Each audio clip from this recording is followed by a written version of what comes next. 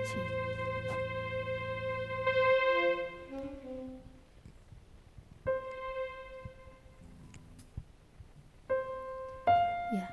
Shalom Bapak Ibu. Kita akan mulai kebaktian kita pada hari ini. Kita mempersiapkan hati dan pikiran kita. Mari sebelumnya saya undang Bapak Ibu untuk bersatu teduh sejenak.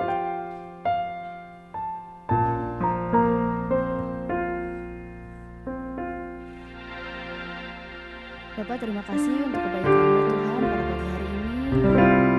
Terima kasih Tuhan untuk atas kehidupan yang masih Engkau percayakan Tuhan kepada kami. Kami bersyukur Tuhan pada pagi hari ini kami bisa berkumpul di tempat ini Tuhan, di gereja-Mu Tuhan, untuk memuji dan memuliakan-Mu. Ampuni kami Tuhan, mungkin banyak sekali pelanggaran yang kami lakukan, baik juga Tuhan hal yang menyakiti Engkau Tuhan. Tapi saat ini Tuhan kami datang di hadirat-Mu Tuhan untuk memuji memuliakan-Mu. Layakan kami Tuhan di tempat ini, biar kami ada di tempat ini juga Tuhan menyukakan hati-Mu. Tuhan, penuhi hati kami Tuhan pada pagi hari ini, biar Engkau yang beracara Tuhan. Kami ingin Tuhan selalu lekat dengan Engkau Tuhan. Karena hanya dekat Allah saja kami merasakan ketenangan Tuhan dalam hati kami. Karena hanya dekat padamu saja Tuhan ada kekuatan baru. Kaulah perlindungan kami Tuhan, dan Kaulah keselamatan kami. Mari kita nyanyikan pujian ini dengan kesungguhan hati dan sikap berdoa.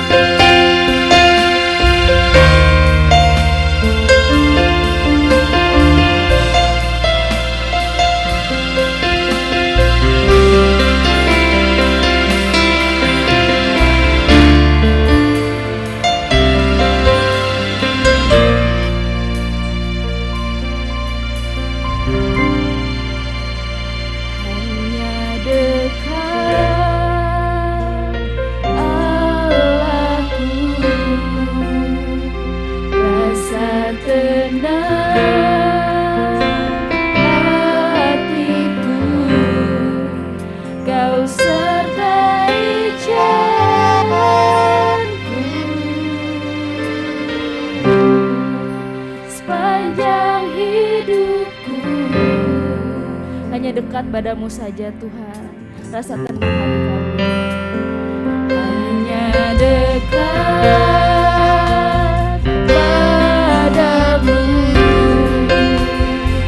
ada kekuatan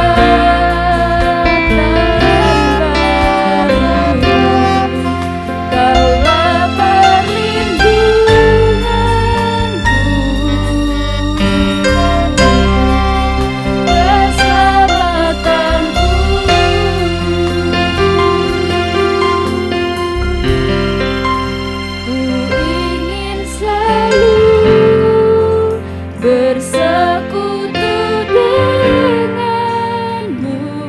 hadirat-Mu Tuhan. Biarkan Roh-Mu Tuhan tinggal dalam hati kami. Tinggal dalam hidupku. Sungguh indah bersama-Mu selamanya. Kita nyanyikan lagi dari awal. Hanya dekat Allah, hanya dekat Allahku.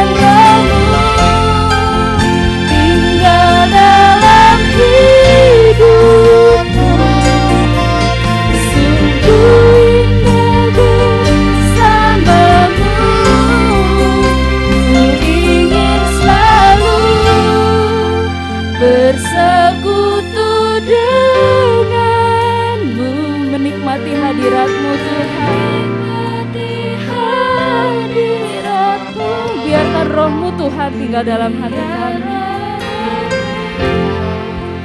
Tinggal dalam hidupku, sungguh indah bersamamu.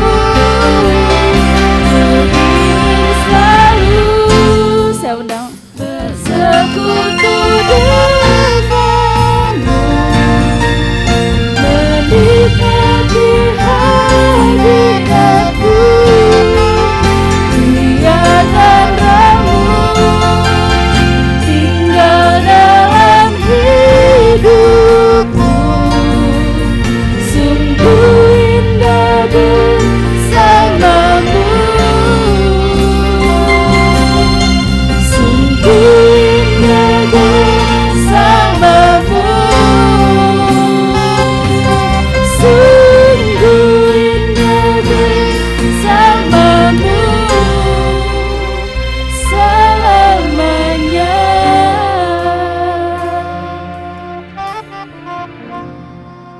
Bapak, Ibu, dan saudara-saudara sekalian, mari kita tahbiskan ibadah kita hari ini. Kebaktian kita di pagi hari ini kita mulai dengan pengakuan bahwa pertolongan kita adalah di dalam nama Tuhan Sang Pencipta langit bumi dan segala isinya, yang dalam kasih dan kesetiaannya tidak pernah meninggalkan buah perbuatan tangannya. Turunlah atas saudara sekalian anugerah dan sejahtera di dalam nama Allah Bapa, Putra, dan Roh Kudus. Amin. Mulia bagi Bapa. Mulia bagi Bapa, bagi Anak serta Roh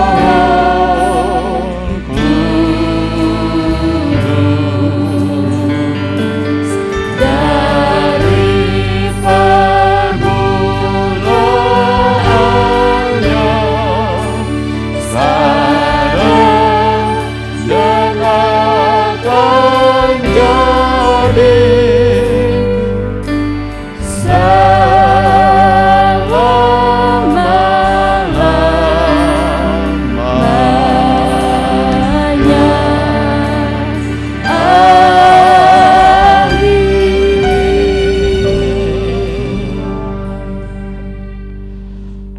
Kata Yesus kepada Simon, jangan takut, mulai dari sekarang engkau akan menjala manusia. Demikian nats membimbing kita dalam Lukas 5 ayat yang ke-10b. Amin, amin, amin. Amin.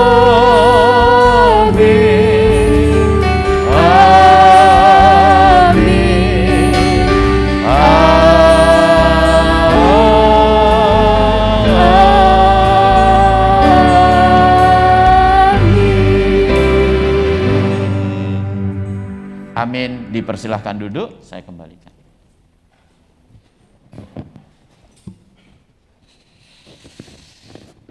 Ya, sekali lagi shalom Bapak Ibu. Kurang keras, shalom Bapak Ibu. Ya, saya undang Bapak Ibu untuk bangkit berdiri. Boleh sapa kanan kirinya sambil melambaikan tangan. Ya, kita memuji Tuhan, kita mau bersemangat, kita mau masuk hadirat Tuhan lebih dalam lagi. Mari kita nyanyikan pujian masuk hadiratnya.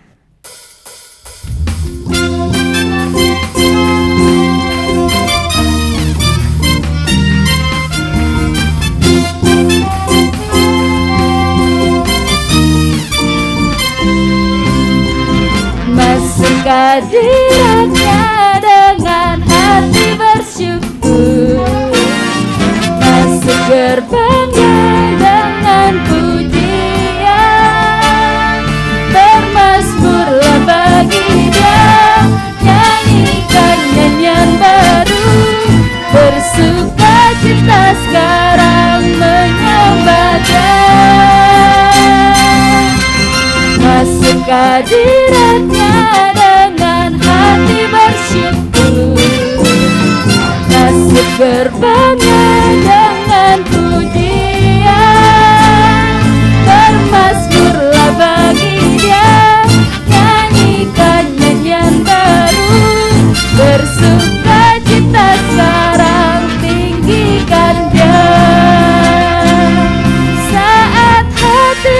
bersyukur dan jiwa pun bersuka. Hadirat Allah nyata dalam pujian saat kami menyembah dan tangan pun terangkat. Tuhan hadir dalam pujian umatnya. Kita nyanyikan sekali lagi.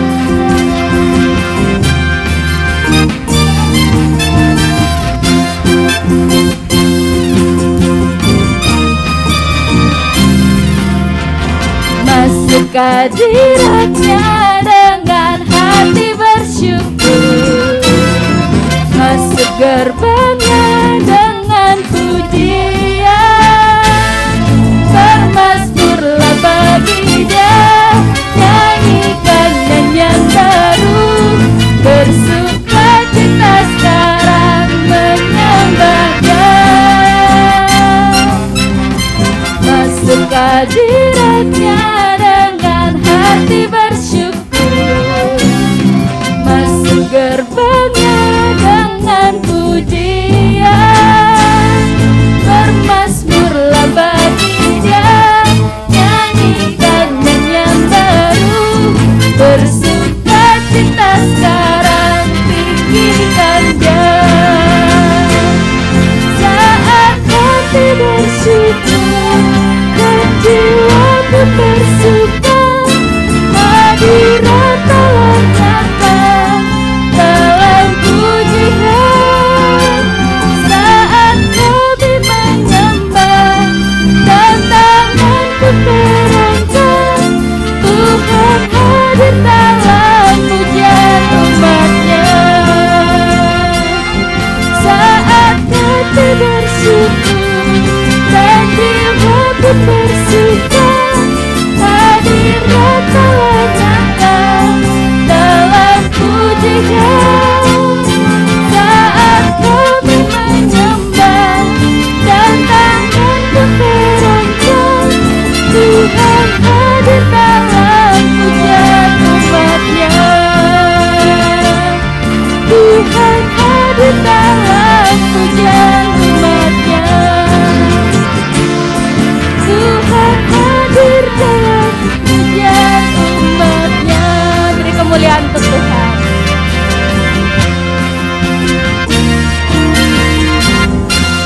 Persilakan duduk kembali.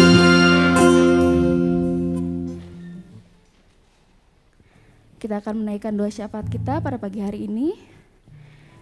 Karena seperti tiang awan dan tiang api, kita percaya bahwa Tuhan akan selalu ada di setiap musim hidup kita. Kita nyanyikan pujian tiang awan dan tiang api.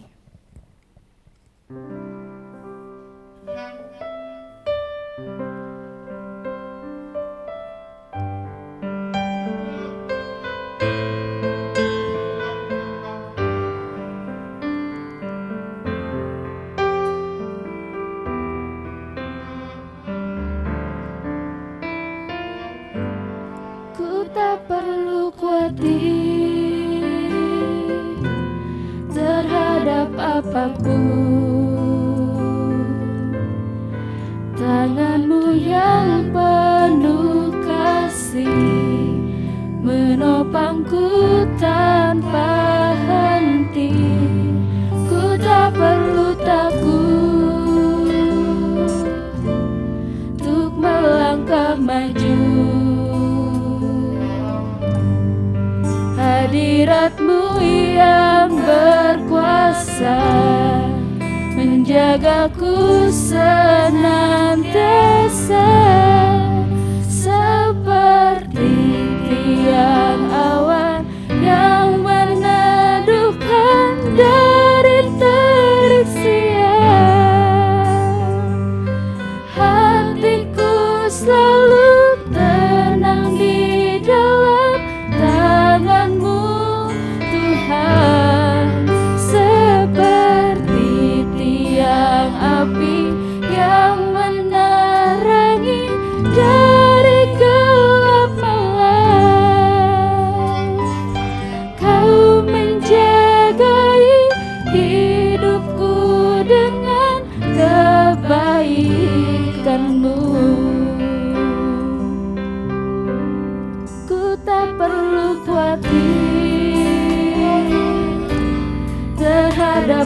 apapun. Tangan-Mu yang penuh kasih menopangku tanpa henti. Ku tak perlu takut untuk melangkah maju. Hadirat-Mu yang berkuasa menjagaku senantiasa, seperti tiang awan yang meneduhkan dari terik siang. Hatiku selalu tenang di dalam tangan-Mu Tuhan, seperti tiang api yang menerangi dari gelap malam. Kau menjagai hidupku dengan kebaikan-Mu. Kau menjagai hidupku dengan kebaikan-Mu.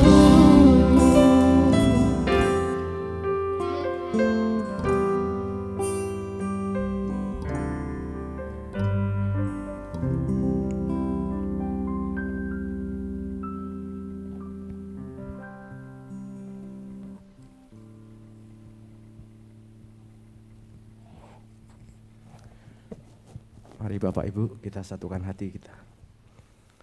Allah Bapa yang kami sembah di dalam nama Tuhan Yesus Kristus, kami mengucap syukur Tuhan untuk pagi yang indah ini. Terima kasih untuk kesempatan, untuk waktu yang masih Tuhan berikan buat kami.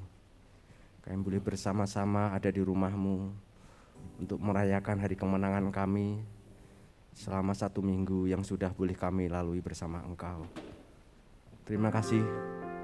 Di dalamnya banyak pergumulan, tetapi Engkau seperti pujian tadi ya Bapa, di mana kami kepanasan, Engkau yang menjadi tiang awan, di mana kami saat kedinginan, Engkau yang menjadi tiang api yang menghangatkan kami. Terima kasih untuk penyertaan-Mu ya Bapa sepanjang minggu ini. Tangan kasih-Mu yang begitu luar biasa, dahsyat, ajaib, dan luar biasa ya Bapa. Kami mengucap syukur kalau di pagi hari ini hamba-hamba-Mu, ini anak-anak-Mu, jemaat-Mu yang boleh bersama-sama bersekutu di rumah-Mu. Kiranya Engkau yang menolong, Engkau yang memberkati, Engkau juga yang memberi kekuatan. Terima kasih Tuhan. Kami serahkan juga untuk jemaat-Mu pada pagi hari ini, mungkin yang dalam perjalanan menuju ke rumah-Mu. Engkau sertai, Engkau hantarkan sampai ke tempat ini dengan tidak kekurangan suatu apapun. Mungkin jemaat-Mu pagi hari ini yang tidak bisa bersama-sama bersekutu di rumah-Mu, mungkin melalui online, kiranya Engkau juga memberkati dimanapun jemaat-Mu pada pagi hari ini berada. Kami berdoa juga untuk umat-Mu, jemaat-Mu di pagi hari ini, mungkin yang dalam keletihan, kelemah tubuhan, mungkin dalam keadaan sakit, mungkin dalam keadaan berbaring. Kiranya tangan kasih-Mu juga melawat mereka. Engkau yang memberikan kesembuhan, Engkau juga yang memberikan kekuatan, Engkau juga yang memberikan penghiburan, Engkau juga yang memberkati secara ekonomi ya Tuhan. Engkau yang memulihkan. Mungkin hari-hari ini keadaan sungguh tidak menentu ya Bapa. Tapi di dalam semua itu Engkau selalu ada, Engkau selalu hadir di setiap kehidupan jemaat-Mu dan umat-Mu dimanapun mereka berada. Kami mengucap syukur Tuhan untuk hari ini, untuk cuaca yang begitu luar biasa. Kami juga masih diberikan kesempatan menghirup oksigen yang berlimpah ruah. Kami mengucap syukur Tuhan untuk cuaca. Kami mengucap syukur Tuhan. Terima kasih, kami juga mau berdoa untuk kegiatan majelis di tempat ini, untuk program yang ada, untuk pemilihan majelis, bahkan juga untuk pelaksanaan Paskah. Kiranya Tuhan juga terus yang memberikan hikmat marifat untuk majelismu, untuk pemilihan ini, bahkan juga untuk masa raya Paskah. Kiranya Tuhan juga terus memberkati panitia-panitia yang sudah terbentuk ya Tuhan. Kami juga berdoa untuk setiap komisi Tuhan, baik sekolah minggu, komisi anak, komisi remaja pemuda, komisi kaum bapak, komisi perempuan, dan komisi Osinda. Kiranya Tuhan juga terus hadir, Tuhan memberkati. Tuhan juga terus Tuhan memberkati setiap kegiatan, setiap komisi-komisi yang ada. Biar kiranya Tuhan melalui komisi-komisi yang ada ini juga terus Tuhan, nama Tuhan dimuliakan, ditinggikan melalui program-program mereka. Program-program yang nyata di dalam kegiatan di gereja ini. Kami juga berdoa untuk PPA, Pelangi Pemulihan Tuhan. Dengan segala pergumulan, dengan segala apa yang ada, kiranya Engkau juga terus memberkati anak-anak yang Kau percayakan, Kau titipkan pada gereja ini Tuhan, supaya ada pemulihan secara moral, secara ekonomi, secara kehidupan. Mereka semua menjadi anak-anak yang terus Tuhan takut akan Engkau, bertumbuh di dalam Engkau, dan hari-hari ke depan dia juga boleh membangun kerajaan-Mu di muka bumi ini. Berkati para mentor, tutor, dekom, juga koordinator, kiranya Tuhan juga memberkati. Kami berdoa juga untuk gereja-Mu di tempat ini. Kami mengucap syukur Tuhan, Kau berikan gereja di tempat ini, anak-anak-Mu, jemaat-Mu boleh beribadah dengan leluasa. Engkau memberkati lingkungan kami, sekitar kami, untuk lingkungan RT, RW. Kiranya Tuhan memberkati. Biarlah gereja ini bukan sekedar ada, tapi gereja ini juga boleh berdampak untuk lingkungan. Ada damai sejahtera, ada sukacita. Terima kasih Bapa, terima kasih. Kami juga berdoa untuk bangsa negara kami ya Bapa. Engkau lawat bangsa negara kami. Engkau berkati para pemimpin kami, Bapak Presiden, Wakil Presiden berserta jajarannya, menteri-menteri, TNI, Polri, juga jaksa, hakim, juga semua Tuhan yang terlibat di dalamnya. Kiranya Tuhan juga memberkati mereka-mereka yang ambil bagian dalam pemerintahan ini.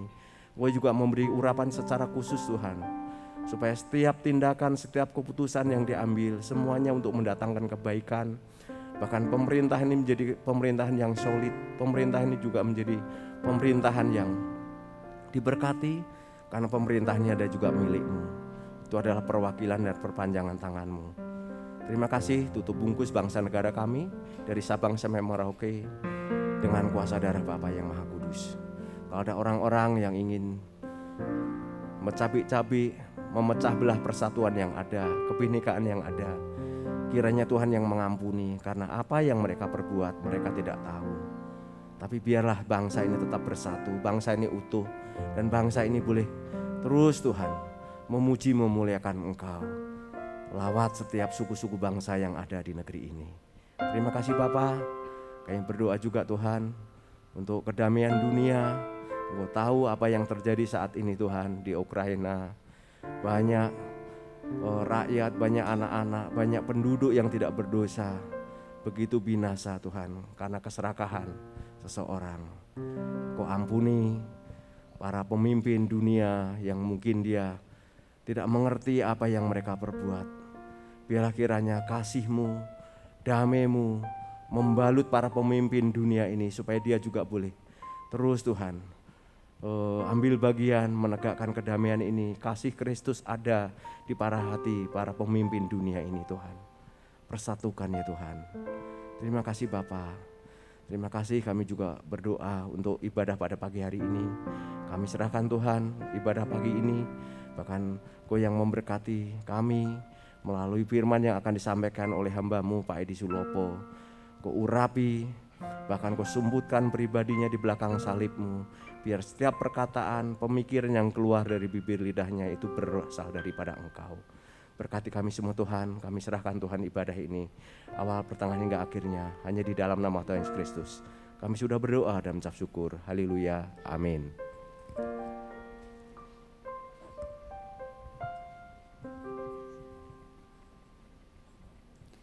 Ya, tiba saatnya kita akan mendengarkan firman Tuhan pada pagi hari ini. Kita mau siapkan hati dan pikiran kita untuk menyambut firman-Nya. Tema khotbah pada hari ini adalah penjala manusia. Biarlah pujian yang sebentar kita akan nyanyikan itu dapat menjadi bekal dan kita menjadi lebih mengenal Tuhan. Kita nyanyikan pujian Mahkota Kehidupan.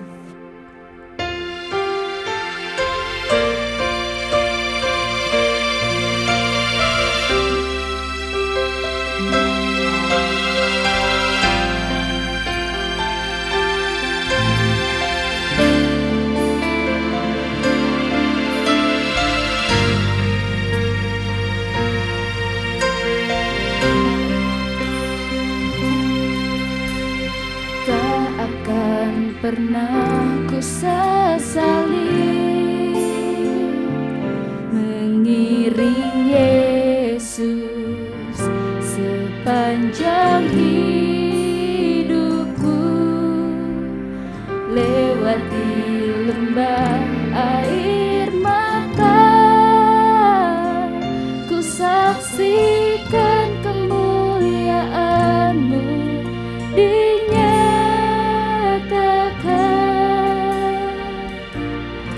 berapapun harga yang harus ku bayar, ku kan tetap setia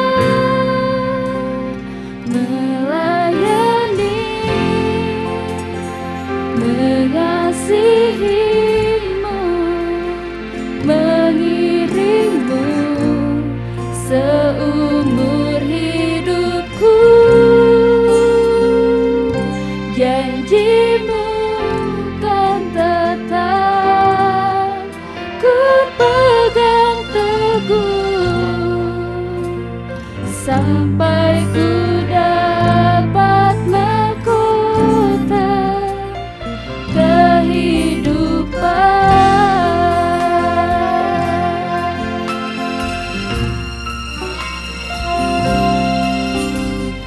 Tak akan pernah ku sesali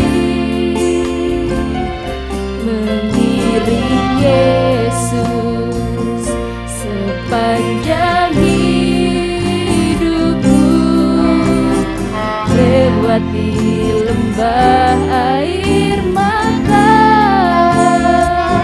ku saksikan kemuliaan-Mu dinyatakan. Berapapun harga yang harus ku bayar, ku kan tetap setia melayani, mengasihi-Mu, mengiring-Mu seumur hidupku. Janji-Mu kan tetap ku pegang teguh sampai ku dapat mahkota melayani. Saya undang Bapak Ibu untuk bangkit berdiri. Mengasihi-Mu, mengiring-Mu seumur hidupku.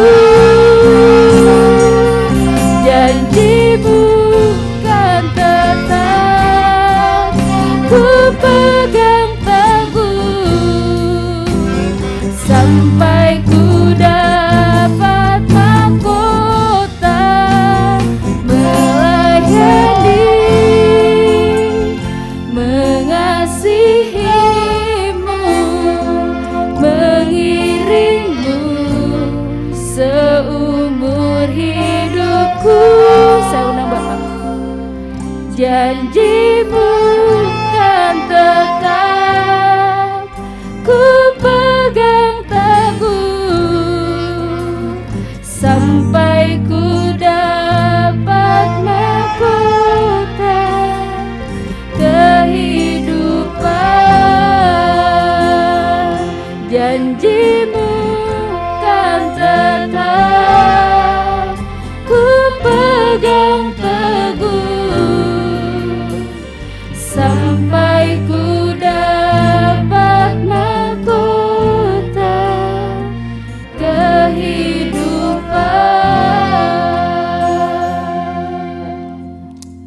berdoa. Kami bersyukur Tuhan, anugerah Tuhan begitu besar bagi kami. Anugerah Tuhan begitu nyata di dalam kehidupan kami. Kami boleh menjadi orang-orang percaya, kami boleh menjadi murid Yesus, dan saat ini kami boleh ada di tempat ini untuk memuji dan menyembah Tuhan. Kami bersyukur, kami percaya semua anugerah-Mu ya Tuhan. Biarlah kami senantiasa tetap memegang teguh janji Tuhan akan penyertaan Tuhan di dalam kehidupan kami. Janji Tuhan akan masa depan kami, janji Tuhan akan kekekalan bagi kami. Itu semua kami pegang Bapa. Karena kami percaya di dalam Yesus ada jaminan kekal bagi setiap kami. Dan saat ini ya Tuhan, kami mau bersama-sama belajar kebenaran firman-Mu. Kami mohon kiranya Roh Kudus yang membimbing kami untuk memahami kebenaran firman Tuhan. Dan menjadi juga penolong bagi kami untuk menjadi pelaku-pelaku firman-Mu. Terima kasih Bapa.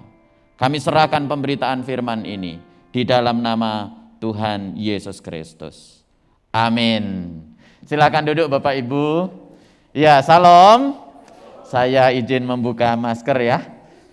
Ngos-ngosan kalau enggak buka maskernya.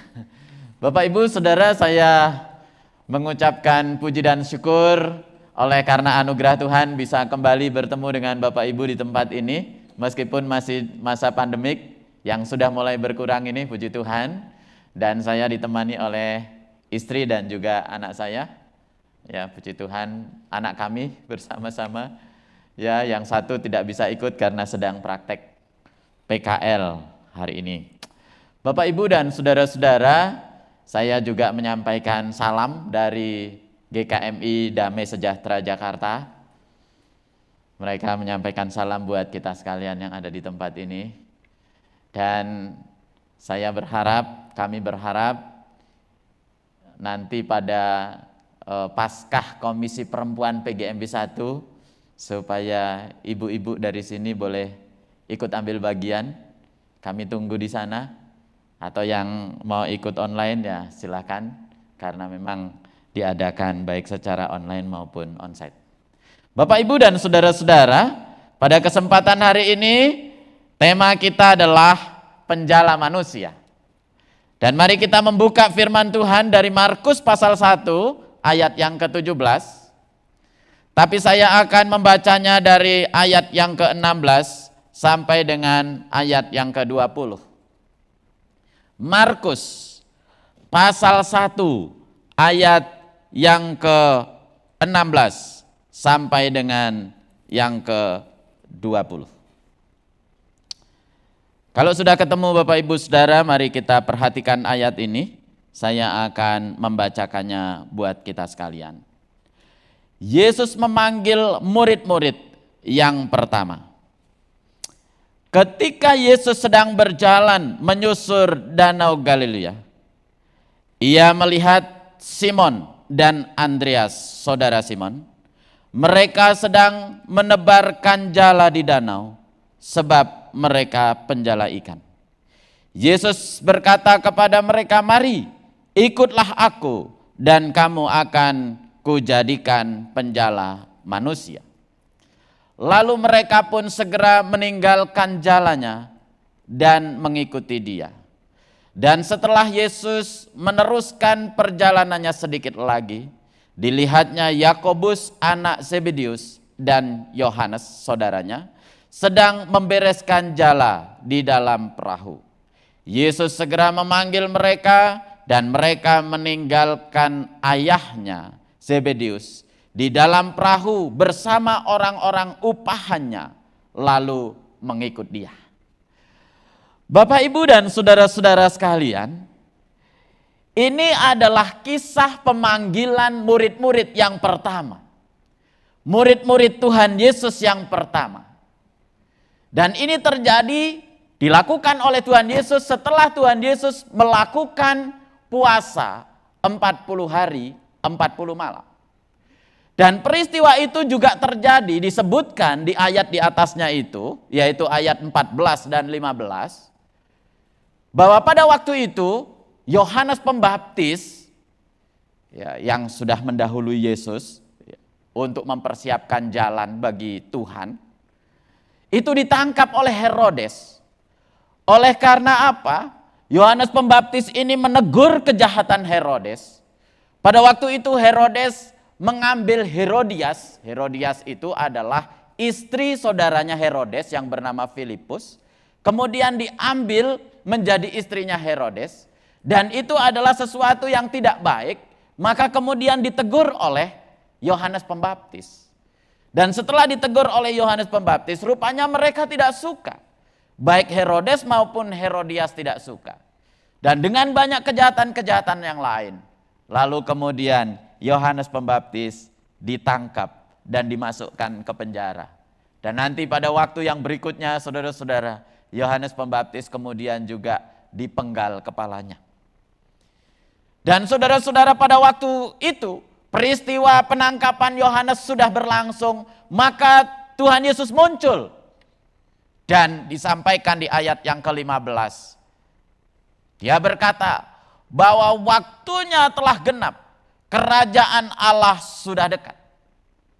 Dia menyampaikan tentang berita bahwa kerajaan Allah sudah dekat. Pemerintahan yang dipimpin oleh Allah sendiri sudah datang ke dunia ini. Oleh sebab itu firman Tuhan katakan bertobatlah dan percayalah kepada Injil. Injil adalah kabar baik tentang Yesus Kristus anak Allah. Maka Yesus mau supaya setiap orang bertobat dan kemudian percaya kepada Injil atau kabar baik tentang Yesus Kristus adalah anak Allah.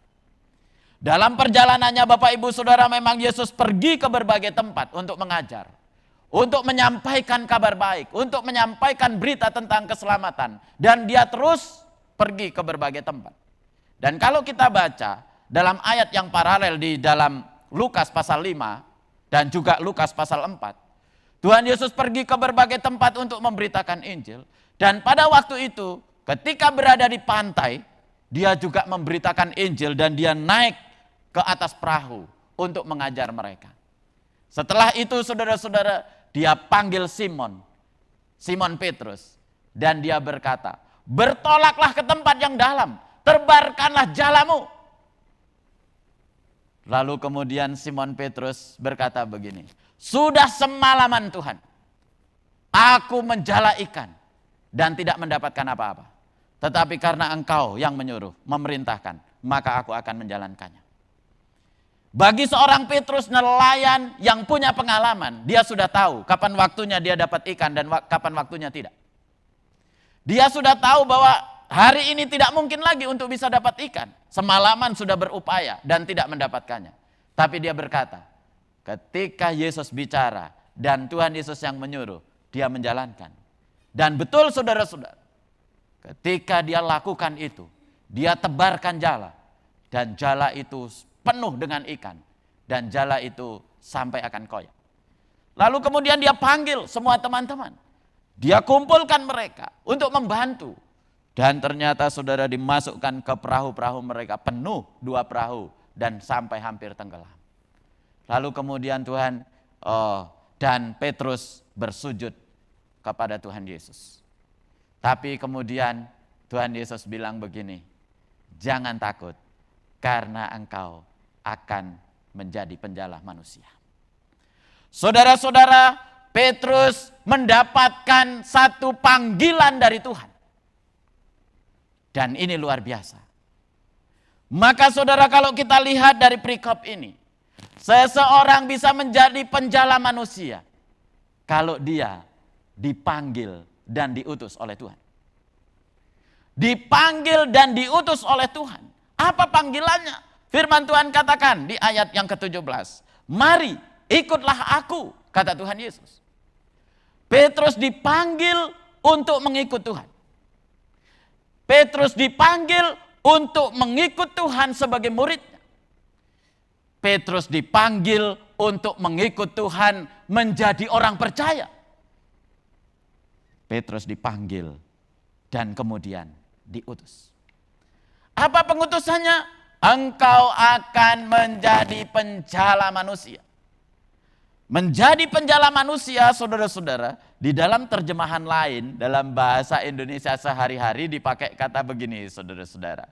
Ya, ikutlah aku akan mengajar kalian menjala orang. Dalam terjemahan lain lagi, terjemahan sederhana Indonesia dipakai kata begini, saudara. Mari ikut aku, pekerjaan kalian bukan lagi penjala ikan, tetapi aku akan mengajar kalian untuk menjaring orang-orang supaya mereka menjadi pengikut aku. Jadi ketika Tuhan Yesus bicara engkau akan menjadi penjala manusia, maka artinya adalah engkau akan menjaring orang, engkau akan membawa orang, engkau akan mengumpulkan banyak orang supaya mereka datang kepadaku dan percaya kepadaku dan menjadi muridku. Ini adalah pengutusan yang disampaikan Yesus kepada Simon Petrus. Dan ternyata saudara-saudara, panggilan itu bukan hanya disampaikan kepada Petrus, tetapi juga kepada Andreas saudaranya. Dan kemudian panggilan itu juga ditujukan kepada Yakobus dan juga Yohanes, anak-anak Zebedeus. Dan mereka dipanggil untuk menjadi pengikut Yesus, untuk menjadi murid Yesus, untuk menjadi orang-orang percaya yang kemudian dipanggil untuk atau diutus untuk menjadi penjala manusia. Bapak, Ibu, dan saudara-saudara, kita adalah orang-orang percaya. Maka untuk bisa menjadi orang yang bisa menjala manusia, dibutuhkan keyakinan tentang panggilan dan pengutusan. Dan ingat saudara-saudara, bahwa Tuhan Yesus mengutus, memanggil dan mengutus, bukan hanya kepada Simon dan Petrus. Tetapi Tuhan Yesus memanggil kepada semua orang, supaya semua orang menjadi murid Yesus. Tapi persoalannya, tidak semua orang mau meresponi panggilan Tuhan dan menjadi orang percaya. Tetapi kepada orang yang percaya, Tuhan Yesus mengutus, pergilah, jadikanlah semua bangsa muridku, dan baptislah mereka, dan ajarkanlah mereka. Saudara-saudara yang kekasih, artinya bahwa panggilan ini bukan hanya untuk 4 murid ini, atau 12 murid yang selanjutnya, tetapi untuk semua orang yang menjadi murid Yesus. Panggilan ini untuk semua orang bahkan, tetapi bagi yang meresponi, diutus kemudian untuk menjadi penjala manusia. Yang kedua saudara-saudara, kemudian mereka juga berkomitmen dan bersiap untuk menjalankan panggilan itu. Maka firman Tuhan katakan di situ, di ayatnya, mari kita lihat di ayat yang ke-17. Yesus berkata kepada mereka, mari ikutlah aku dan kamu akan kujadikan penjala manusia. Lalu ayat yang ke-18. Lalu mereka pun segera meninggalkan jalannya dan mengikut dia. Lalu kemudian ayat yang ke-20 bagian akhir. Lalu mengikuti dia. Mereka, Simon Petrus, lalu mereka Simon Petrus dan Andreas, lalu mereka Yakobus dan juga Yohanes mengikut Yesus. Ini adalah respon yang baik. Meresponi panggilan yang baik, meresponi perintah yang baik, meresponi dengan tindakan. Bukan hanya sekedar ya aku mau ikut, tetapi dia bertindak. Dan tindakan yang mereka lakukan adalah wujud dari apa? Kesiapsiagaan mereka untuk siap meresponi panggilan dan menjalankan pelayanan pekerjaan Tuhan, yaitu menjala manusia. Dan ini adalah tindakan iman. Iman yang seperti apa? Bapak, Ibu, saudara-saudara, Simon Petrus, juga Andreas, dan Yakobus serta Yohanes, ketika dia berkata ya, bukan hanya sekedar berkata ya karena dia ikut-ikutan, tetapi dia sudah tahu rekam jejak siapa Yesus.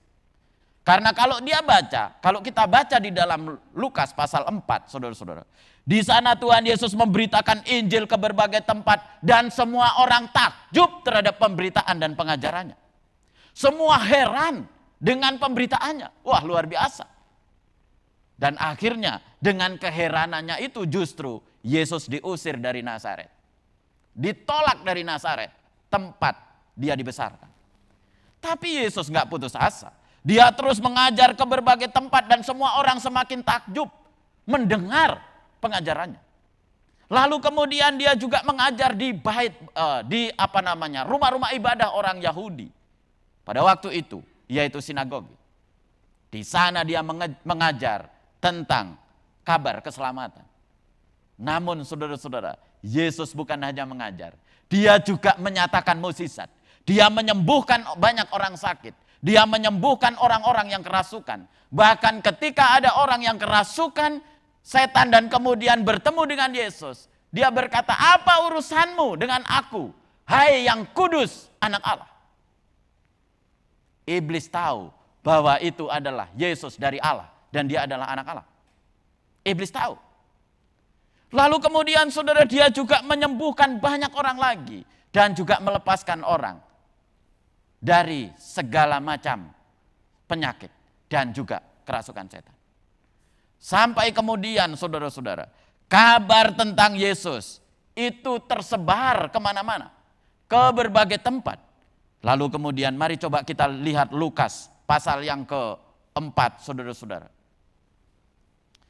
Lukas pasal 4 ayat yang ke-37 dikatakan, dan tersebarlah berita tentang dia kemana-mana di daerah itu. Lalu ayat 40, ya, ketika itu Tuhan Yesus juga menyembuhkan mertua dari Petrus. Ayat 40 dikatakan, ketika matahari terbenam, semua orang membawa kepadanya orang-orang sakit. Lalu kemudian yang menderita bermacam-macam penyakit, ia pun meletakkan tangannya atas mereka masing-masing dan menyembuhkan mereka. Dari banyak orang keluar juga setan-setan sambil berteriak, "Engkau adalah anak Allah."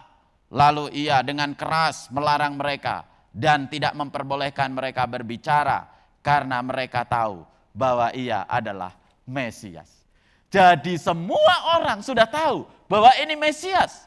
Maka Petrus, lalu kemudian Andreas, lalu kemudian Yakobus dan juga Yohanes sudah tahu siapa ini Yesus. Maka ketika dia dipanggil, "Mari ikut aku," dia langsung berkata, "Ya, saya ikut dan saya bersedia untuk mengikutnya." Bapak, Ibu, dan saudara-saudara sekalian, untuk bisa menjadi penjala manusia, maka dibutuhkan kesiapsediaan kita untuk mengikut Yesus dan menjalankan perintahnya. Untuk menjadi penjala manusia dibutuhkan, ya Tuhan, aku siap dan aku mau menjalankan perintah itu. Perintah apa? Yaitu perintah untuk menjala manusia, memberitakan Injil ke berbagai tempat.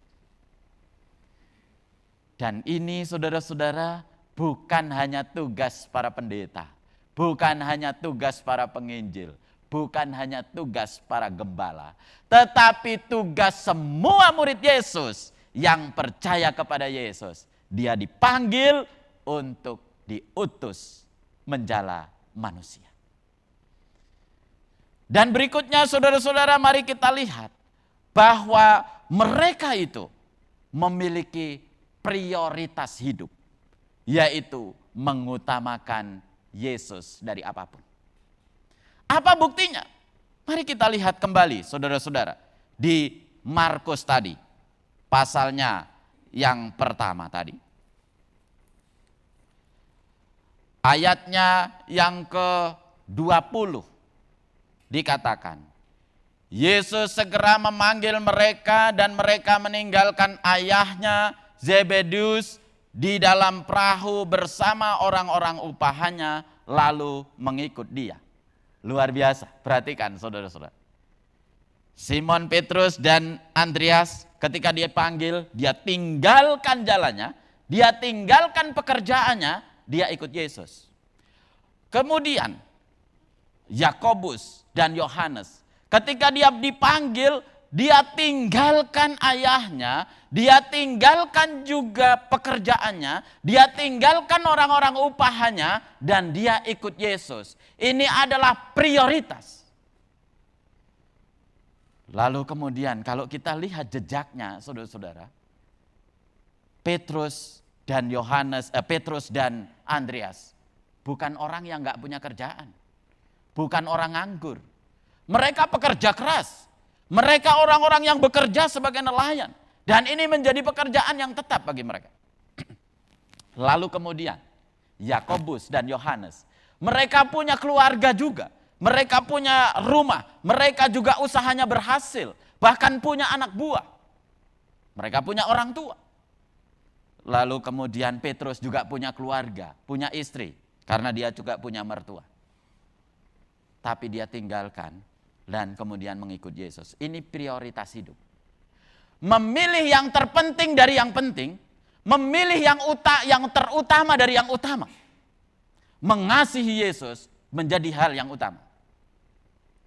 Ini bukan berarti bahwa saya mengajak kita meninggalkan semua keluarga kita, saudara kita, dan juga semua yang kita punya. Lalu kemudian kita menjadi pendeta, kita menjadi penginjil. Bukan itu maksud. Tetapi mengutamakan Yesus menjadi hal yang penting. Karena ketika seseorang mengutamakan Yesus, maka dia akan mengerjakan sesuatu dengan kesungguhan, dengan baik. Ketika dia mengutamakan Yesus, saudara-saudara, dia akan mengasihi keluarganya. Ketika dia mengutamakan Yesus, dia akan mengasihi pelayanannya. Ketika mengutamakan Yesus, dia akan menjadi pemberita Injil, menjadi penjala manusia. Dan saudara, kalau kita lihat rekam jejak dari para penginjil ini, keempat saudara ini yang dipanggil pada panggilan awal-awal ini, saudara. Petrus luar biasa. Dia dipakai Tuhan luar biasa. Karena apa? Tuhan Yesus pernah bilang, saudara-saudara, dia sampaikan di dalam Matius pasal 19 ayat 29 begini, saudara. Tuhan Yesus berkata, dan setiap orang yang karena namaku meninggalkan rumahnya, saudaranya laki-laki atau saudaranya perempuan, bapak atau ibunya, anak-anak atau ladangnya, akan menerima kembali 100 kali lipat dan akan memperoleh hidup yang kekal. Dia mendapatkan lebih dari semuanya.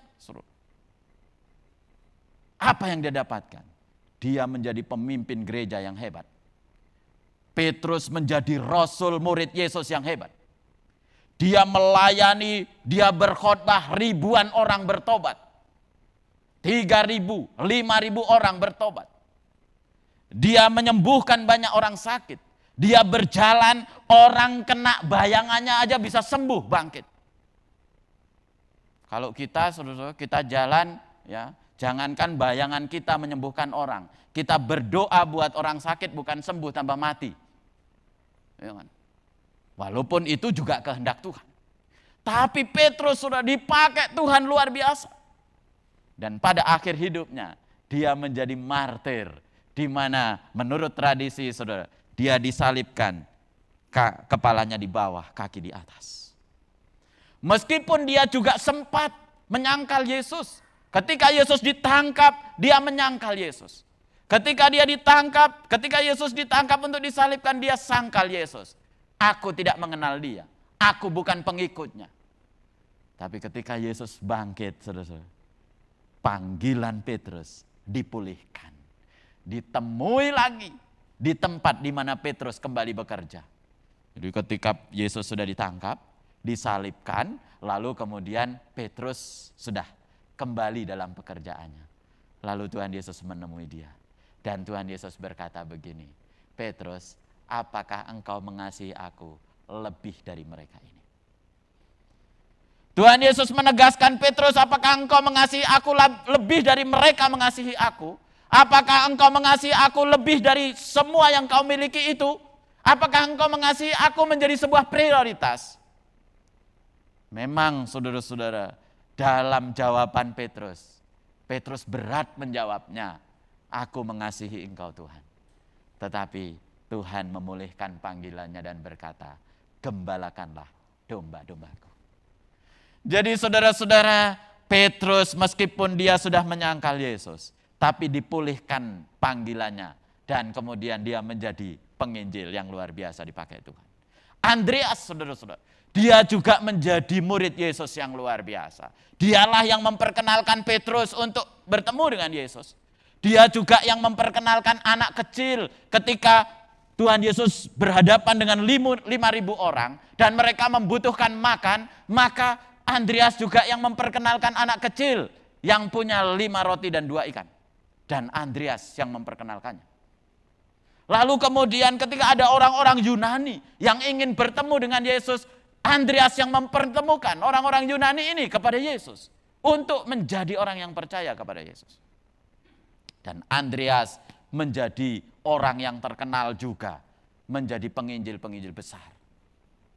Dan pada akhir hidupnya, saudara-saudara, dia mati martir dengan disalib huruf X begini. Ya, huruf X yang kemudian sekarang menjadi bendera Skotlandia. Itu adalah salibnya Andreas. Dipakai Tuhan luar biasa. Lalu kemudian Yakobus, dia juga dipakai Tuhan untuk menginjil. Dan dia menjadi martir yang pertama. Karena melalui penginjilannya, melalui pemberitaan Injilnya, maka ada banyak orang yang kemudian memusuhi dia. Dan dia dibunuh. Lalu kemudian Yohanes. Kita tahu, Yohanes menjadi pemimpin gereja yang luar biasa. Dia menulis Injil Yohanes. Dia menuliskan surat 1, 2, 3 Yohanes. Dia juga mendapatkan wahyu ketika dia berada di Pulau Patmos. Mengerti tentang apa yang akan terjadi. Disampaikan oleh Tuhan Yesus di dalam penglihatannya kepada Yohanes. Dipakai Tuhan luar biasa. Kenapa? Karena dia mengambil komitmen untuk memiliki prioritas hidup. Mengutamakan Yesus. Rasul Paulus berkata begini, saudara. Mari kita lihat Filipi pasal 1 ayat yang ke-20 sampai 22. Kata Rasul Paulus. Filipi pasal 1 ayat 20 sampai dengan yang ke-22 dikatakan demikian. Sebab yang sangat kurindukan dan kuharapkan ialah bahwa aku dalam segala hal tidak akan beroleh malu. Melainkan seperti sedia kala, demikian pun sekarang, Kristus dengan nyata dimuliakan di dalam tubuhku, baik oleh hidupku maupun oleh matiku. Karena bagiku hidup adalah Kristus dan mati adalah keuntungan. Lalu kemudian ayat 22. Tetapi jika aku harus hidup di dunia ini, itu berarti bagiku bekerja memberi buah. Jadi mana yang harus kupilih, aku tidak tahu. Jadi gini, dia ingin supaya hidupnya itu mempermuliakan Tuhan. Dan melalui hidupnya Yesus dipermuliakan di dalam tubuhnya. Maka kalau dia hidup untuk Kristus. Dan kalau dia mati menjadi untung.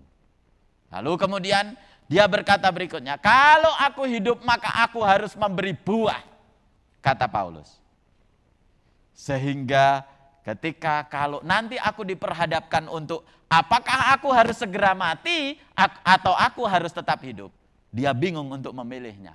Karena bagi dia hidup untung, mati pun untung. Hidup bisa memberi buah dan banyak orang menjadi percaya Yesus. Dan mati pun aku untung karena beroleh kekekalan. Prioritas hidup bagi Paulus adalah hidup untuk Kristus, memberi buah. Inilah yang luar biasa, saudara. Sebuah kesaksian, saudara. Pada tahun 1968 di Bandung ini ada seorang yang menuliskan buku berjudul Penginjil Jalanan, yang bernama Irwan Halim. Dia seorang pemuda yang punya cita-cita besar untuk menjadi akuntan besar, menjadi orang yang kaya dengan keahlian yang dia akan miliki itu. Dia kuliah di Universitas Parahyangan. Lalu kemudian saudara-saudara, sebagai anak muda semangat dia untuk belajar dan belajar dan belajar. Tapi dalam usia yang ke-20 tahun itu, saudara-saudara, rupanya dia punya sakit asma. Yang sebenarnya sakit asma itu tidak terlalu berat. Tapi tiba-tiba ketika dia sedang belajar seperti itu, nafasnya sesak, pilek dan seterusnya. Maka supaya itu sembuh, dia berobat. Dia diberi suntikan, 30 suntikan untuk kekebalan tubuhnya. Dan dia juga diberikan tablet hormon sintetik. Tapi saudara-saudara, dengan obat ini yang dia terus minum dan terus minum, rupanya tidak membuat dia sembuh. Membuat dia semakin lemah. Otot-ototnya semakin lemah. Dan semua badannya semakin lemah. Dan yang paling parah adalah penglihatan atau matanya semakin rusak. Dan saudara, dia berusaha terus berobat. Dan ketika dia berobat pada tahun berikutnya ke Jakarta kembali, ternyata dia berobat bukan berobat untuk asmanya, tapi berobat untuk kecanduan hormon, suntikan hormon atau tablet hormon tadi. Yang membuat dia lemah. Dan dia terus semakin lemah, semakin kritis. Sekali waktu dalam masa kritisnya ini saudara, dia berjanji kepada Tuhan begini, bahwa kalau aku sembuh, aku akan melayani Tuhan. Lalu saudara, tidak mudah. Sampai kemudian 13 tahun dia mengalami itu. Sampai tahun 1981 baru dia mengalami mukjizat Tuhan. Sudah berbagai upaya dia upayakan supaya sembuh dari sakitnya. Tapi kemudian tahun itu dia baru mengalami mukjizat Tuhan. Karena dia rajin untuk berdoa, rajin untuk beribadah, rajin untuk mencari Tuhan. Didoakan setiap hari oleh hamba Tuhan. Dan mukjizat Tuhan terjadi. Dan ketika itu dia tidur, yang biasanya tidak bisa tidur, saudara. Bahkan dengan dikasih kapsul banyak pun tidak mempan, tapi tiba-tiba dia tidur nyenyak. Dan saat tidur itu, dia mendapatkan bisikan yang berkata, engkau tidak perlu obat lagi, engkau sudah sembuh. Dan saat itu, dia bangun dan dia sembuh. Dan ketika dia sembuh, dia menjalankan apa yang dia janjikan saat dia sakit. Dan dia menjadi penginjil yang luar biasa. Mulai dari Bandung ini, ke Jakarta, ke Kalimantan, sampai ke Amerika. Dan dia menjadi penginjil hebat, memenangkan banyak orang. Saudara-saudara, apa yang dia harapkan dulu dengan ilmu yang dia miliki, tidak lagi menjadi harapan besar bagi dia. Tapi bagi dia adalah yang utama, adalah Kristus. Bapak, Ibu, Saudara, prioritas kita adalah Kristus. Sekali lagi, bukan berarti saya mengajak kita, ayo tinggalkan semua keluarga kita menjadi penginjil. Bukan itu. Tetapi dimanapun kita bekerja, dimanapun kita berada, dimanapun kita melakukan tugas tanggung jawab kita di dalam kehidupan kita, kita bisa menjaring orang untuk menjadi percaya Yesus. Kita bisa membawa orang untuk menjadi pengikut Yesus. Kita bisa menjadi orang untuk menjadi orang yang percaya kepada Yesus Kristus. Bapak, Ibu, Saudara, persoalannya adalah ada kendala-kendala yang seringkali kita miliki sehingga kita tidak bisa menjadi penjala manusia. Apa? Yang pertama, kita tidak yakin dengan panggilan dan pengutusan kita. Kita tidak yakin bahwa kita ini juga adalah orang yang diutus oleh Tuhan, dipanggil untuk menjadi murid Yesus, kemudian diutus untuk menjadi penjala manusia. Ini yang membuat kita kemudian tidak memiliki semangat untuk menjaring orang menjadi percaya Yesus. Padahal kita diutus oleh Tuhan untuk memberitakan Injil dan menjadikan semua bangsa murid Yesus. Yang kedua, saudara, kendalanya juga adalah kita tidak memiliki komitmen. Tidak ada kesiapsiagaan untuk menjalankan panggilan itu. Tidak siap kita dengan alasan macam-macam. Ya, aku nggak bisa ngomong Tuhan. Aku nggak bisa bicara Tuhan. Aku nggak bisa memberitakan Injil Tuhan. Aku nggak bisa Tuhan. Dan inilah yang dilakukan oleh Musa ketika dia diutus oleh Tuhan untuk membawa bangsa Israel keluar dari tanah Mesir. Engkau harus menghadap Firaun. dia berkata, aku tidak petah lidah Tuhan, aku enggak pandai bicara. Yeremia ketika diutus oleh Tuhan pun bicara, aku tidak pandai bicara, aku ini masih muda. Alasan-alasan itu yang seringkali muncul dalam kehidupan kita, saudara, yang membuat kita tidak memiliki kesiapsiagaan untuk menjalankan tugas kita. Lalu apalagi saudara-saudara yang membuat kita tidak bisa menjadi penjala manusia adalah kita kurang memprioritaskan hidup kita kepada Tuhan. Ingat saudara-saudara, mengikut Yesus itu memang tidak mudah. Mengikut Yesus itu memang banyak tantangan. Mengikut Yesus itu banyak sekali yang harus dihadapi. Tetapi ada jaminan yang Tuhan janjikan, yaitu kehidupan kekal di masa depan sana. Memang saudara menjadi pengikut Yesus, kita diberi tanggung jawab untuk menjadi saksi. Bersaksi kepada semua orang. Kita juga diperhadapkan, bahkan Tuhan bilang bahwa engkau seperti domba di tengah-tengah serigala. Maka tantangannya banyak. Namun Tuhan Yesus memberikan janji keselamatan. Bahwa siapa mengikut Yesus, dia akan diberi kehidupan yang kekal. Untuk itu saudara, mari prioritaskan Yesus di dalam kehidupan kita.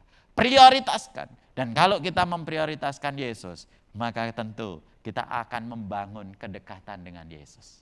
Tuhan Yesus bilang begini, akulah pokok anggur dan kamulah ranting-rantingnya. Tinggallah di dalam aku dan firmanku tinggal di dalam kamu. Ini adalah kedekatan relasi dengan Tuhan. Lewat apa? Lewat persekutuan kita, lewat doa kita, lewat komunikasi kita dengan Tuhan. Dan berikutnya saudara-saudara, perlu kita sadari bahwa untuk menjadi penjala manusia adalah tanggung jawab kita bersama. Ini tanggung jawab kami Tuhan. Ini tugas kami Tuhan. Dan maka kita harus menjalankan ini menjadi tugas dan tanggung jawab kita. Bukan tanggung jawab si A, bukan tanggung jawab si B, bukan tanggung jawab si C, tapi kita.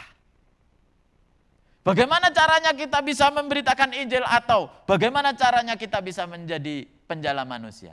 Yang pertama saudara, kita menjadi saksi kehadiran kita, presensi kita, menjadi saksi bagi orang lain. Tuhan Yesus bilang di dalam Matius pasal 5 tentang garam dan terang. Kamu adalah garam dan terang dunia. Maka coba kita lihat saudara-saudara Matius.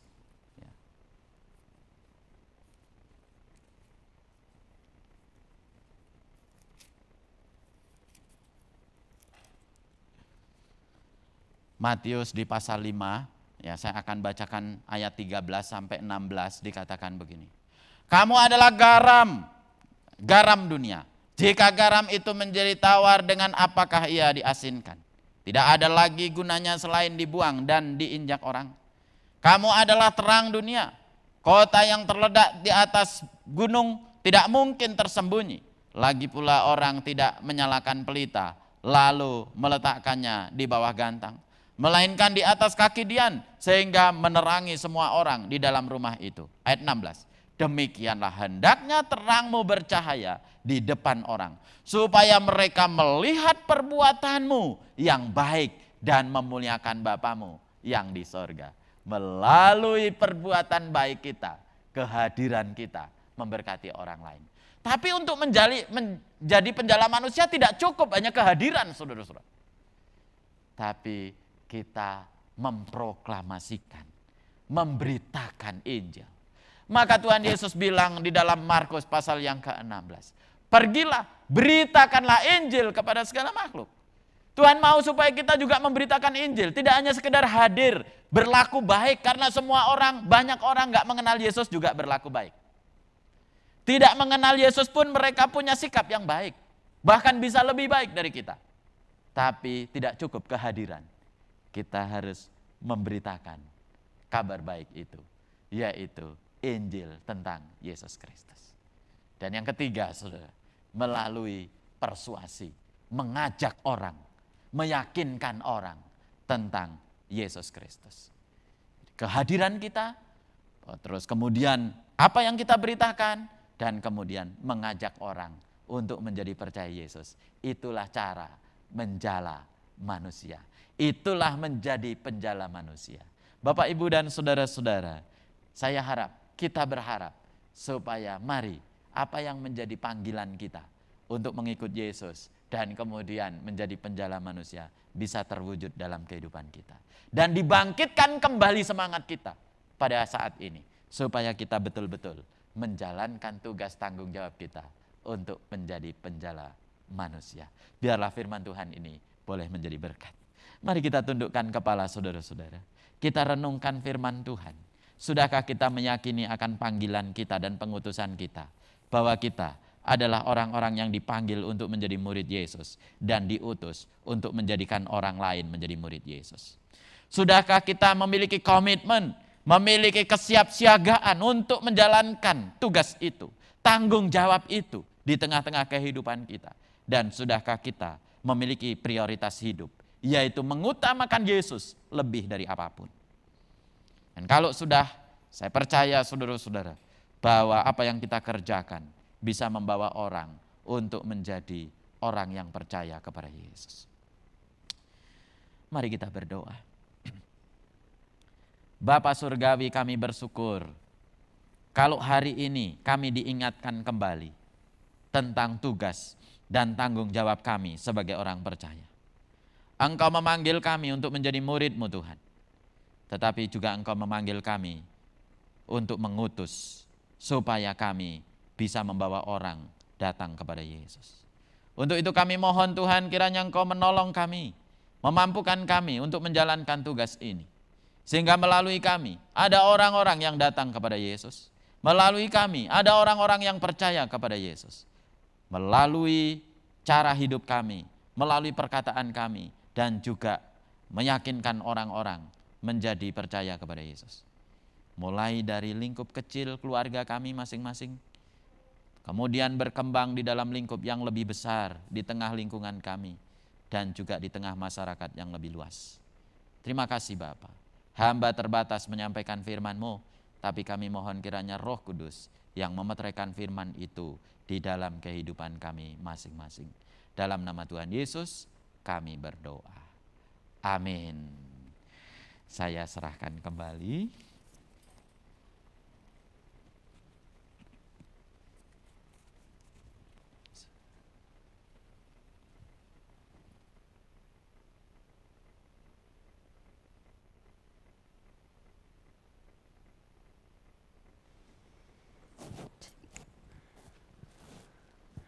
Terima kasih untuk firman yang sangat memberkati. Ya, saya undang untuk yang bertugas memberikan persembahan untuk maju ke depan.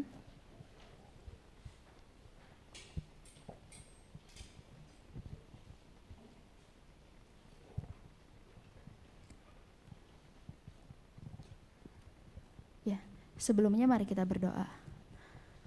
Terima kasih Tuhan untuk firman yang telah disampaikan. Biarlah apa yang Kau sampaikan Tuhan Yesus itu dapat kami lakukan dalam keseharian kami Tuhan, dan menjadi rema dalam kehidupan kami.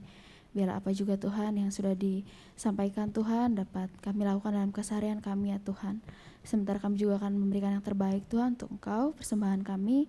Biarlah apa yang kami juga beri Tuhan berkenan di hadapan Engkau. Kami serahkan semuanya dalam tangan-Mu, hanya di dalam nama Yesus. Amin. Saya undang juga majelis untuk membacakan warta.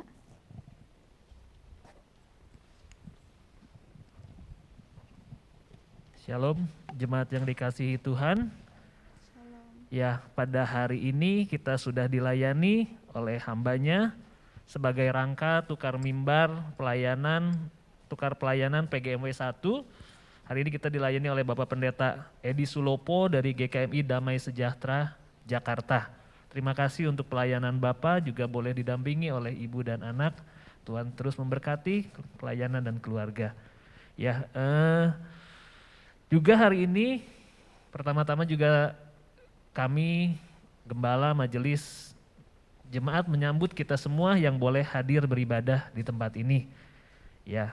Dan hari ini Bapak Pendeta kita gembala sedang melayani, Bapak Ibu lagi melayani di GKI Kebonjati pada ibadah 1 dan 2. Jadi beliau tidak bisa hadir karena sedang dalam rangka melayani di GKI Kebun Jati. Dan juga tadi seperti yang hambanya sudah sampaikan, mungkin sedikit saya cerita, Bapak Ibu, saya lihat mukanya di sini berat-berat ya kayaknya ya. Mungkin Omikron, terus krisis Ukraina, Rusia, kayaknya agak berat sih kalau saya lihat ini kondisinya. Tapi saya sedikit cerita bahwa ada satu forum yang namanya Doomsday Clock. Itu adalah satu forum berisi para saintis dunia. Itu bikin satu wadah namanya tadi jam hari kiamat. Itu didirikan dari tahun 47 setelah 2 tahun setelah Perang Dunia Kedua. Dan sekarang ini kalau menurut mereka dari tahun 2020, 2021 dan 2022 mereka itu bikin setiap Januari mereka publish. Sekarang tuh berapa jam sih? Berapa menit sih menuju midnight? Midnight itu buat mereka jam 12.12. Jamnya itu adalah kiamat. Dan baru kali ini 3 tahun berturut-turut ini kita tinggal 100 detik kata dia. Dulu cuman ada 17 menit, 5 menit, 3 menit, balik lagi ke 10. Ini kita 3 tahun berturut-turut kita tinggal 100 detik kalau kata si Doomsday Clock. Ini satu kabar yang buruk ya Bapak Ibu ya. Itu secara global. Terus kalau Bapak Ibu pergi ke pasar, harga minyak naik, itu juga kabar buruk. Terus harga LPG naik jadi 200.000. Apalagi kalau bapak-bapak yang lagi pejuang rupiah, kita juga ngerti, oh hari ini dia di PHK, besok dia yang di PHK, usaha lagi goyang. Kita dengarnya semua kabar buruk. Belum lagi si ini meninggal, si itu sakit. Itu dari sisi kesehatan. Ya itu nggak cuma gereja Bapak Ibu, bahkan tetangga kita semua dengarnya kabar buruk mulu tiap hari. Dan tadi Pak Pendeta sudah sampaikan, dunia butuh kabar baik, dunia butuh gospel. Dan itu sangat sederhana. Apa yang kita punya pengalaman sama Tuhan hari ini dan sebelum-sebelumnya itu yang kita sampaikan ke mereka. Bahwa Tuhan ada mengasihi mereka, bahwa Tuhan itu adalah Bapa kita semua. Yesus itu mati bukan buat kita saja tapi buat seluruh dunia. Mereka butuh itu Bapak Ibu. Jadikanlah pembawa-pembawa kabar baik yang sangat simpel. Ya sampaikan meskipun harga minyak naik, tapi kok ternyata Tuhan cukupkan saya dikasih berkat lebih. Meskipun sana sini susah, tapi kok pas saya butuh saya ada. Itu kan yang lebih penting ya. Kalau kita lagi sakit, kita juga percaya ya harga obat mungkin mahal, harga dokter mungkin susah, tapi saya punya dokter segala dokter, saya punya mujizat-mujizat Tuhan, saya punya segala perlengkapan senjata Allah, saya punya akses kerajaan Allah. Dan itu yang kita bawa. Jadi kabar baik itu simple dan orang yang paling butuh adalah orang-orang yang terdekat sama kita, tetangga kita, orang-orang di kantor kita, sesama ibu-ibu. Kemarin istri saya habis arisan, yang ini suaminya mendua, yang itu menggila. Jadi ibu-ibu juga kadang butuh penguatan dari sesama dan itu muslim semua. Jadi Bapak Ibu, Injil itu sederhana dan mereka adalah ikan-ikan kita. Mereka adalah manusia yang harus kita jala. Yesus mengasihi mereka, Yesus memberkati mereka. Itu yang mereka sangat ingin dengar hari-hari ini.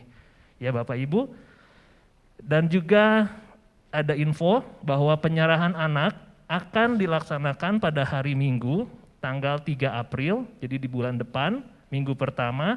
Mohon orang tua yang sudah mendaftar boleh mempersiapkan diri. Dan juga ada berita duka cita bahwa telah dipanggil ke rumah Bapa di surga, ibu dari Bapak Sudirman Simamora dan mertua dari Ibu Jumintar pada hari Jumat 11 Maret kemarin, pada pukul 6:30 malam di Sumatera Utara. Kiranya Tuhan memberikan penghiburan dan kekuatan bagi keluarga yang ditinggalkan. Dan juga dalam masa raya Paskah, celengan untuk acara Paskah sudah bisa diambil setelah ibadah 1 dan 2, untuk setiap keluarga dapat 1 celengan. Jadi Bapak Ibu boleh ambil 1 celengan untuk nanti dibawa pada hari Paskah untuk sebagai persembahan kasih dari tiap keluarga. Dan juga dibuka pendaftaran bagi jemaat GKMI Bandung yang bersedia jadi pendonor darah untuk usia 17 sampai 60 tahun, berat badan minimal 45 kilo, boleh langsung menghubungi Bapak Ferry, Bapak Budi dan Bapak Pendeta Elfren. Pendaftaran sudah dibuka pada hari ini 6 Maret sampai pada tanggal 20 Maret. Dan juga selamat ulang tahun kepada Bapak Ucun Kusnadi 14 Maret dan Saudari Rebecca Hanania 18 Maret. Dan sebentar kita akan saksikan video panggilan untuk berdoa.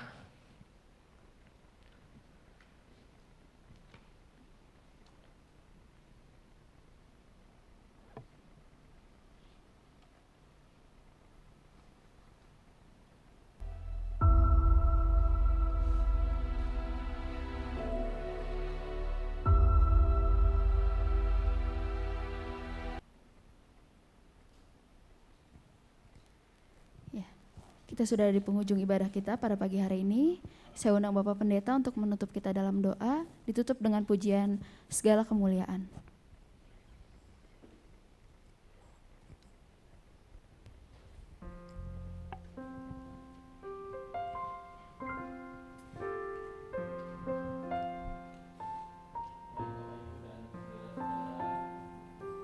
Saya undang kita untuk bangkit berdiri. Mari kita berdoa untuk menutup seluruh acara kita pada hari ini. Bapa di sorga, kami sungguh bersyukur Engkau sudah memberkati ibadah kami pada pagi hari ini ya Tuhan. Dari awal, pertengahan hingga akhir boleh berjalan hanya dalam pertolongan Tuhan. Kami rindu ibadah yang kami lakukan ini hanya demi hormat dan kemuliaan bagi nama-Mu. Dan setiap kami juga boleh diberkati melalui ibadah ini. Kami juga bersyukur untuk semua yang sudah ambil bagian dalam pelayanan. Mari Tuhan Kau memberkati, Kau nambahkan mereka, tambahkan karunia-karunia rohani untuk memperlengkapi pekerjaan Tuhan di tempat ini. Dan semua yang sudah ambil bagian pelayanan, Tuhan juga terus memberkati dimanapun mereka berada. Kami juga berdoa untuk jemaat Tuhan yang mengikuti ibadah, baik yang ada di tempat ini maupun yang mengikuti ibadah secara live streaming. Tuhan memberkati mereka. Tuhan memberkati keluarga mereka. Tuhan memberkati pekerjaan mereka. Tuhan memberkati pergaulan mereka. Tuhan memberkati pendidikan mereka. Usaha mereka, buat mereka berhasil ya Tuhan. Dijauhkan dari segala macam mara bahaya. Dijauhkan dari kebangkrutan, keterpurukan. Dan semua ada dalam berkat perlindungan-Mu ya Tuhan. Kami berdoa untuk gereja di tempat ini, Tuhan memberkati hamba-hamba-Mu di tempat ini yang melayani. Demikian juga para majelis dan semua pengurus yang ada. Biarlah berkat Tuhan juga tercurah atas mereka. Terima kasih Tuhan. Kami berdoa dalam nama Tuhan Yesus Kristus. Bapak, Ibu, dan saudara-saudara sekalian, pulanglah dalam damai, sejahtera, dan terimalah berkat-Nya. Tuhan memberkati engkau dan melindungi engkau.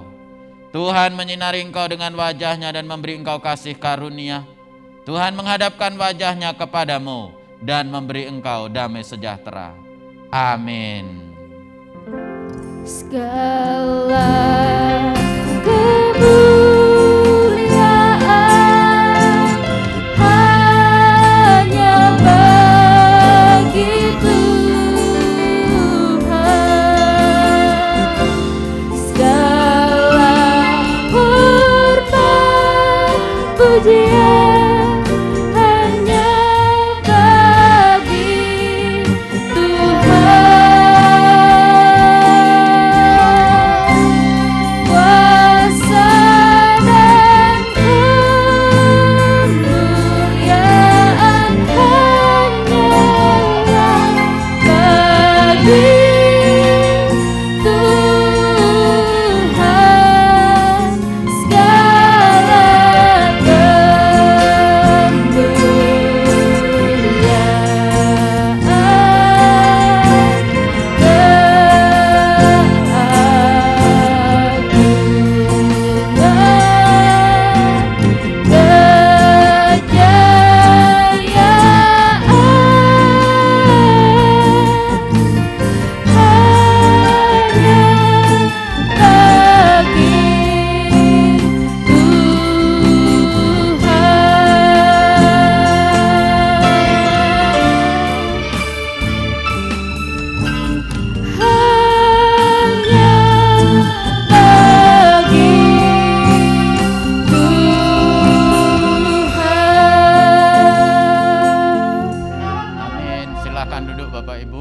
Selamat pagi, Tuhan memberkati.